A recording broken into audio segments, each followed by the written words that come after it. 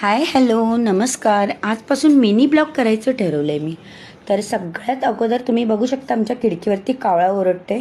त्यानंतर मी 2 अंडी उकडायला ठेवलेत. हा माझा नाश्ता तयार झाला आहे. नाश्ता करून मी कपडे धुतले होते ते वाळत घातले आणि आता मी तयारी करून मार्केटला जायचं ठरवलं आहे.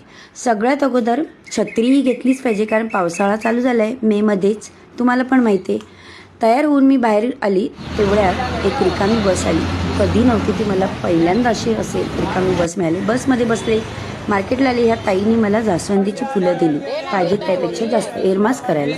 टॅमॅटो घेतले, त्यानंतर चेरी घेतली. आता म्हटलं कैरी दिसल्या तर लोणचं बनवूया, त्यासाठी मी आंबे कटिंग करून घेतले. फिश मार्केटमध्ये आले, मच्छी बघायला आले. मच्छी काही नव्हती, पावसाळ्यामध्ये मच्छी खूप कमी असते, पण थोडी जी मिळाली ती घेतली. छानपैकी स्माईल देऊन मी किचनमध्ये आले. मच्छी धुवून घेतली होती, त्याला हळद आणि मीठ लावून ठेवलं होतं. आता म्हटलं कढईमध्ये वाटण घेऊया. कांदा खोबऱ्याचं, आलं लसणाची पेस्ट, लाल मसाला, घरगुती मालवणी मसाला, हळद, वरून कच्चं तेल घातलं मी. आता हे सगळं मिश्रण एकत्र करून घ्यायचं आपल्याला.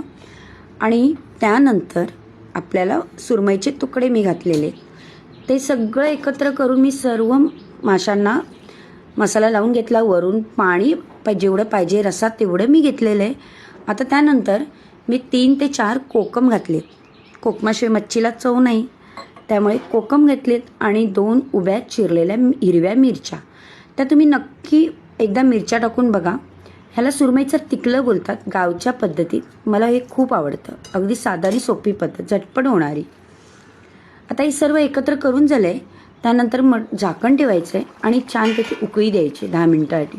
वरून कोथिंबीर सर्व केली, झाली आपली. आता टम्म फुगलेली तांदळाची मी भाकरी बनवून घेतली आहे. 5 मिनिटांनी आपलं जेवण तयार होईल. तोपर्यंत आपण काकडी आणि एक सफेद कांदा मी चिरून घेतला आहे. सलाड छानपैकी बनवून घेतलं आहे. रस्सा तयार आहे. गरम गरम भाकरी.